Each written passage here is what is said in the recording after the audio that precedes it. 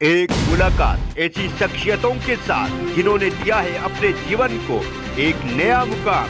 रूबरू कराएंगे ऐसी कुछ हस्तियों के साथ एक खास शख्सियत के साथ मुलाकात जयदेव पटेल के साथ नंबर 1 इंडिया न्यूज पर रात। नमस्कार, आप देख रहे हैं नंबर 1 इंडिया न्यूज। मैं हूं आप सभी के साथ जयदेव पटेल और आज एक खास शख्स के साथ मुलाकात प्रोग्राम में बात होगी आपातकाल, संक्रमण काल, कोरोना काल की, जो पौने 2 साल से हमारे बीच में ही है और अभी तक हमारा पीछा नहीं छोड़ा है। और अब इसका जो नया वेरिएंट है ओमिक्रॉन, जो पिछले 1.5 महीने से चर्चा में है और इसने अब तक भारत के 12 राज्यों में अपने पैर पसार लिए हैं। इस पर नीति आयोग के सदस्य डॉक्टर वीके पॉल का कहना है कि इंग्लैंड में पिछले 24 घंटों में 3,201 केसेस आए हैं और कुल संख्या 15,000 के करीब हो गई है। 60% इजाफा हुआ है कोरोना संक्रमण में पिछले एक हफ्ते में इंग्लैंड में। तो इंग्लैंड के आंकड़ों को भारत से तुलना करें तो हमारे आबादी क्षेत्र के मद्देनजर डॉक्टर वीके पॉल का कहना है कि अगर ऐसा ही रहा तो नौबत ऐसी भी आ सकती है कि भारत में रोजाना 14 लाख केसेस आ सकते हैं। तो क्या हम डॉक्टर वीके पॉल ने जो कहा है इसे हम एडवाइजरी माने? लेकिन अभी तो हमारे देश में सेकंड डोज भी पूरा नहीं हुआ है। ऐसे में जिनको पहले 2 डोज लग चुके हैं उनके लिए बूस्टर डोज की भी बात हो रही है। और हमारा एक वर्ग 12 से 18 साल का, उसको कब वैक्सीनेट किया जाएगा, ये भी एक महत्वपूर्ण सवाल है। इसके बीच क्या सरकारों की कोई जिम्मेदारी नहीं है? क्या सारी जिम्मेदारी आपकी और हमारी है? क्योंकि दूसरी लहर के समय भी 5 राज्यों में चुनाव था और वो मंजर हम सब ने देखा है कि किस तरह से हम सब ने किसी अपने को खोया था। क्यों हम अतीत से कोई सबक नहीं लेते? क्या इस देश की दशा और दिशा चुनाव ही तय करेगा? ये सवाल इसलिए है क्योंकि अब भी 5 राज्यों में चुनाव है और सभी पार्टियों के बड़े नेता रैलियां कर रहे हैं, जहां पर लाखों की भीड़ आ रही है, लेकिन यहाँ पर कोई एडवाइजरी जारी नहीं होगी। आप गाड़ी में बैठे हो, अकेले हो, शीशे ऊपर हैं और मास्क नहीं पहना तो उस पर चालान हो जाएगा, लेकिन यहाँ कोई चालान नहीं कटेगा।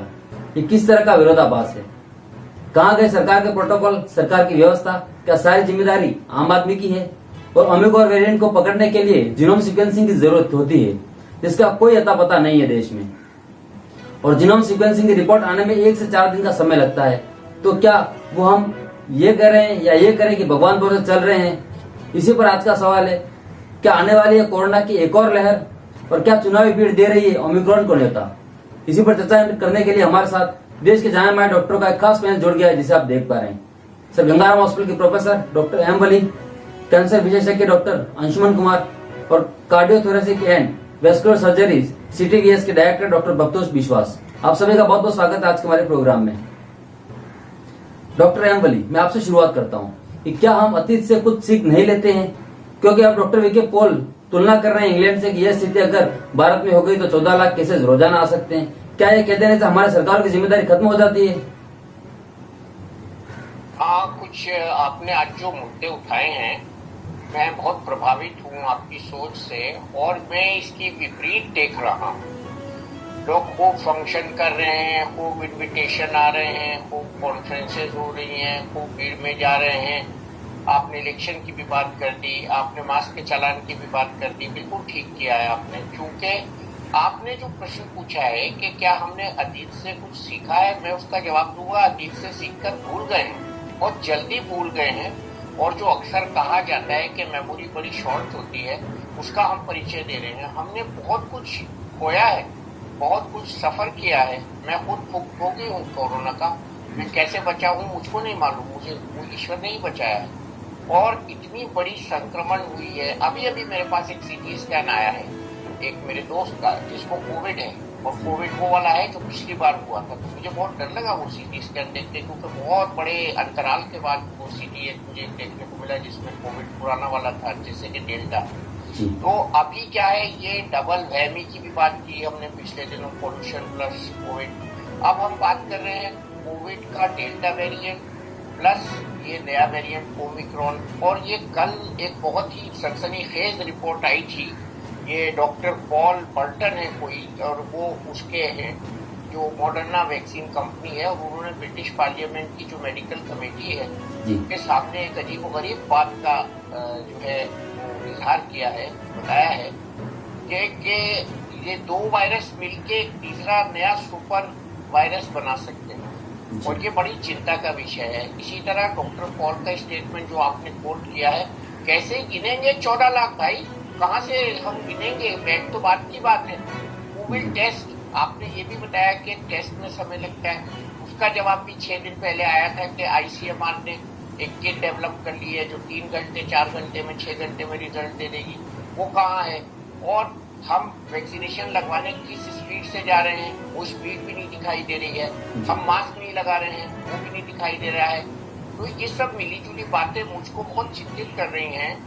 और अभी डॉक्टर अंशुमन भी मेरे साथ जुड़ गए हैं। हम 2 संतों की जोड़ी पिछले 6 महीने से यही कह रही है कि आप सावधानी बरतें। बहुत ज्यादा विकसित देशों में जहाँ सुविधाएं हैं, जहाँ हमसे ज्यादा सुविधाएं हैं और जहाँ उन्होंने खूब टीकाकरण भी किया है, और कुछ पेशेंट्स में जिनमें 3 टीके लगे उनमें भी ये ओमिक्रॉन देखने को मिला है। लेकिन तो ये मेरी समझ से पार है। लेकिन सर, क्या सरकारों की कोई जिम्मेदारी नहीं है? डॉक्टर एम वली देखो जी, सरकारों की कोई जिम्मेदारी नहीं है क्या इसमें?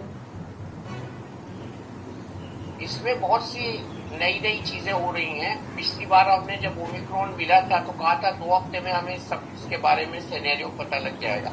अभी तक तो कोई इसमें नया सिनेरियो पता नहीं लगा है। एक अच्छी बात जो हुई है वो ये हुई है कि 1-2 दवाओं का उल्लेख आया है कि ये इसमें प्रभावी हो सकती है, जो ओरल मेडिसिन है, फ्लेक्सोविड और मोलनुपिराविर। तो ये 2 दवाएं तो आ गई, वो कहाँ है उसका भी नहीं पता। उसकी जो है इंडियन जो अथॉरिटीज है उनसे परमिशन होनी चाहिए। 3rd डोज की बात होनी चाहिए, बच्चों के वैक्सीनेशन की बात हमने की, वो भी उसको आगे बढ़ाना चाहिए। तो ये जिम्मेदारी घूम फिर कर हमारे ऊपर ही आती है कि हमको अपनी बचाव में मास्क लगाना है और कोविड एप्रोप्रिएट बिहेवियर करना है और भगवान से प्रार्थना करनी है कि जो प्रेडिक्शंस हों वो गलत साबित हों और हम इसको गलत साबित करें अपने अनुशासन से। नहीं तो ये बहुत ही चेतावनी जो है डॉक्टर पॉल की, बहुत गंभीरता से उसको लेना चाहिए। उन्होंने बहुत सोच समझ के बोला है, ये बोला है। डॉक्टर अंशुमन कुमार, जिस गंभीरता से ले रहा हूँ, वापिस आ रहा हूँ सर। डॉक्टर अंशुमन कुमार, इस समय ओमिक्रॉन के जो केसेस देश में आ रहे हैं वो ट्रेंड क्या बता रहा है, और जिस तरह के केसेस आ रहे हैं वो क्या कहानी बयां कर रहे हैं? पटेल साहब, आपके चैनल पे पहली बार वली साहब हैं, डॉक्टर संजय हैं, मैं हूं, और ओमिक्रॉन पे पहली चर्चा हो रही है। ब्रीफ में 30 सेकंड में मैं पहले ओमिक्रॉन के बारे में बता देना चाहता हूँ। कोरोना वायरस में म्यूटेशन जैसे सभी वायरस में स्वाभाविक प्रक्रिया इसमें भी होता है। ओमिक्रॉन में म्यूटेशन की संख्या ज्यादा बढ़ गई, लगभग 52 म्यूटेशन हुए, जिसमें 32 म्यूटेशन स्पाइक प्रोटीन पे, जिसके कारण इसकी संक्रामक क्षमता बढ़ गई, लेकिन मारक क्षमता नहीं। एक एस प्रोटीन ड्रॉप आउट हुआ, जिसके कारण आरटीपीसीआर टेस्ट जो क्लासिकल टेस्ट था उसमें कभी कभी ये मिस होगा। तो ये भी एक हो सकता है कि आपको आरटीपीसीआर टेस्ट में निगेटिव आ जाए और पेशेंट एक्चुअली पॉजिटिव हो, एसिम्प्टोमेटिक और सुपर स्प्रेडर का काम करे। तीसरी बात जो इसने की है, इम्यून सिस्टम को चकमा देना सीख लिया है, जिसके कारण बने बनाए एंटीबॉडी में जिन्होंने वैक्सीन ले रखी है, जिनको पहले कोरोना का संक्रमण हुआ दोबारा कर सकता है। ये तो सारी चीजें हो गई, काफी तेजी से फैलता है, सब जानते हैं। लेकिन अच्छी इसकी बात यह है कि बॉडी के अंदर जाने के बाद रेप्लिकेशन रेट किस तेजी से ये बढ़ता है, ये डेल्टा से 10 गुना कम तेजी से बढ़ता है। इसके कारण मारक क्षमता इसकी अभी तक कम है। बात जो सुपर स्ट्रेन की है, मैं पिछले वली साहब इसके बिल्कुल गवाह है, विटनेस, हम लोग कई चैनल पे साथ बैठते हैं। सुपर स्ट्रेन की बात डॉक्टर पॉल से बहुत पहले से मैं कह रहा हूं कि हाइब्रिडाइजेशन की पॉसिबिलिटी पूरी है इंडिया में, क्योंकि डेल्टा अभी भी हमारे पास काफी मात्रा में मौजूद है। ओमिक्रॉन आ गया, अगर डेल्टा की मारक क्षमता और ओमिक्रॉन की संक्रामक क्षमता दोनों मिल गई तो ये कंट्री के लिए फेटल हो जाएगा और कंट्री इसको संभालने के लायक नहीं है। अब मैं एक एक करके बात आता हूं जो WHO के चीफ के क्रेडेंशियल पे पिछले साल 2020 के अप्रैल से मैं सवालिया निशान उठा रहा हूं, क्योंकि डॉक्टर टेड्रोस जब इथियोपिया के हेल्थ मिनिस्टर थे तब भी वहां बच्चों की डिसेंट्री की समस्या हुई थी, 3 बार वो फेल हुए थे, और उसमें पूरा मैं एक बार उसमें इथियोपिया में ही था, मैंने सवालिया निशान उठाया था कि being a health minister, being a doctor, आप ऐसे चुप क्यों बैठे हैं, बच्चे मर रहे हैं। सेम उनका रहा, जिसमें आपका चाइना से उनका 60 सारा दिखा। डॉक्टर पॉल ने अभी कुछ दिनों पहले एक स्टेटमेंट दिया था, आप लोग सब भूल गए शायद, उन्होंने कहा था सारी वैक्सीन इनइफेक्टिव हो जाएगी, हमें नए तरह से वैक्सीन लाना पड़ेगा। बिल्कुल गलत उनका सवाल था। न हिंदुस्तान में ऐसा कोई शोध हुआ है और न उन्होंने बाहर का शोध पढ़ा। जॉन हॉपकिंस ने रिसर्च करके बता दिया कि इवन इफ IgG और IgM को ये चकमा देगा ओमिक्रॉन, फिर भी CD8 T सेल की इम्यूनिटी काम कर रही है। Non defence mechanism, non specific defence mechanism जैसे neutrophil, macrophage, natural killer cell ये काम कर रहा है। तो मतलब वैक्सीनेटेड पॉपुलेशन प्रोटेक्टेड रहेगा। व्यक्ति संक्रमित हो सकता है लेकिन अति गंभीर रूप से बीमार नहीं हो सकता। अभी की रिपोर्ट ये कह रही है, भारत का भी कोई शोध नहीं निकला है, इसलिए इस तरह का स्टेटमेंट देना उचित नहीं है। वली साहब ने बिल्कुल सही कहा, एहतियात की जरूरत है। एहतियात क्या करना है? कोविड एप्रोप्रिएट बिहेवियर, जिसको हम कहते हैं सोशल वैक्सीन, और बाकी जो वैक्सीन लग रहा है उसकी वेलोसिटी, उसकी रफ्तार बढ़ाइए, वैक्सीनेशन कराइए। सिंगल डोज नहीं लगा, सिंगल डोज लगाइए, सेकेंड डोज नहीं है, सेकेंड डोज लगाइए। और हेल्थ केयर वर्कर जिनको 6 महीने से ऊपर हो गया उनको आप बूस्टर डोज लगाइए। इसके ट्रायल आके, रिजल्ट आके BMJ में पब्लिश हो गया, UK ने पब्लिश कर दिया। इसलिए ऐसी कंडीशन में हमें वायरस की स्पीड से, तेज स्पीड से नीति निर्धारण करना चाहिए। नीति निर्धारण एयर कंडीशन कमरे में बैठ के सिर्फ नहीं होता है जी। पब्लिक की रियलिटी डॉक्टर को भी पता होता है। हम ग्राउंड लेवल पे हैं, वली साहब है, संजय दास साहब है, हम लोग हैं, हम जानते हैं ग्राउंड पे क्या चल रहा है। वहां से बैठ के सिर्फ स्विच दबाने से नीति निर्धारण नहीं होगा भारत का। भारत फेडिकेटेड देश है और भारत में उससे ज्यादा जो भी तकलीफ हो हेल्थ केयर की, उससे जब तक कड़ा रुख नीति निर्धारक का नहीं होगा तब तक आप उस पर अटैक नहीं कर सकते हैं। अदरवाइज झुझुना बजाते रहिए, थाली बजाते रहिए और तमाशा चलता रहेगा, लोग बढ़ते रहेंगे, लाशें बिछते रहेंगे। डॉक्टर बप्तोष, थोड़ा कड़ा रुख करता वापिस आ रहा हूँ। डॉक्टर बप्तोष विश्वास, isn't it time for governmental intervention, administrative intervention, कि हम लोगों को रोके, कुछ पाबंदियां लगाएं, कहीं लिमिटेड लॉकडाउन भी हो, जो सब कुछ खोल दो, उसको रिविजिट करने की जरूरत है क्या, या सबको सिटीजन की, नागरिक की जिम्मेदारी है? अब आपने तो बहुत वैलिड इशू उठाया। अब तक जो आलोचना हुआ, वली साहब ने, डॉक्टर कुमार ने बहुत इम्पोर्टेंट बातें बोली जी। देखिए, हमने जो दिखाया, the way we have acted, that is fine, लेकिन गलती से जो लोग लेसन लेते हैं उसको हमें बहुत अच्छी तरह याद रखना है। ये कह दी कोविड एप्रोप्रिएट बिहेवियर, तो गवर्नमेंट तो आपको पाबंदी लगा सकती है, जबरदस्ती कर सकती है, लेकिन जब तक हम खुद को डिसिप्लिन नहीं करेंगे, जब तक हम खुद को नहीं तैयार करेंगे काम के लिए, ये तो होना मुश्किल है। गवर्नमेंट की तरफ से जैसे कोविड एप्रोप्रिएट बिहेवियर में जो सारे चीज आ जाते हैं उसका तो पालन करना है, लेकिन डॉक्टर बप्तोष विश्वास, मैं आपकी बात बीच में काट रहा हूँ। अभी जो रैलियां हो रही है जिसमें प्रधानमंत्री हो, गृह मंत्री हो या विपक्ष के तमाम बड़े नेता हो, वहां पे रैलियों में कौन सी प्रोटोकॉल की बात की जा रही है, कौन सा प्रोटोकॉल वहां पे निभाया जा रहा है, ये भी तो बड़ा सवाल है। वही तो आपने सही कहा, मैं वही बता रहा था।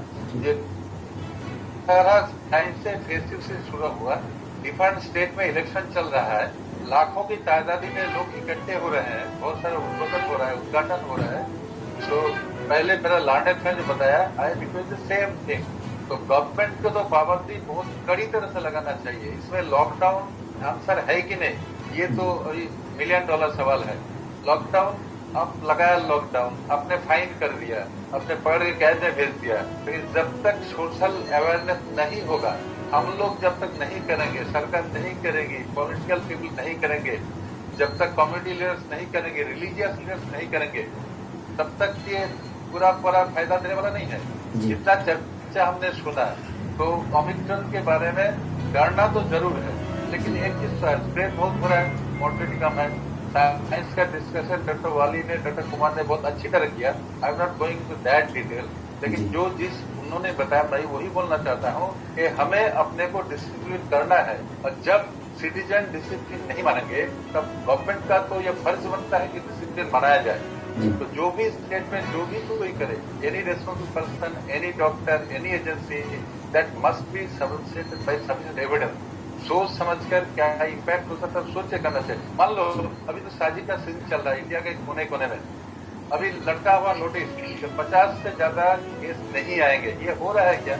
लोग क्या करते हैं, सवेरे 50 आ गए, ये घर में 50, वो घर में 50, सब लोग जी सबने सोच लिया कि हमने कोविड से छुटकारा मिल गया। ठीक है सर, मैं वापस आता हूँ आपके पास। ठीक है सर।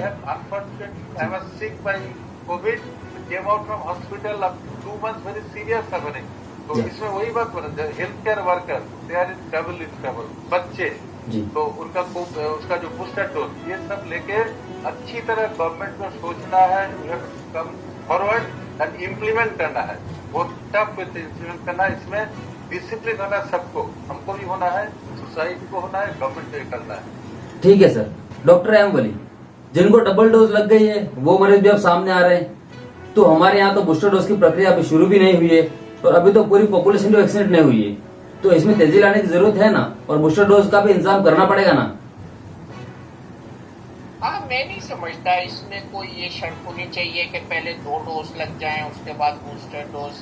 ये तो सिलसिला एक साथ चलता रहा था, जैसे कि कोवैक्सीन की ट्रायल्स चल रही थी, कोवैक्सीन का अप्रूवल हो गया था, तो ये एक सिलसिला है, इससे सीरीज।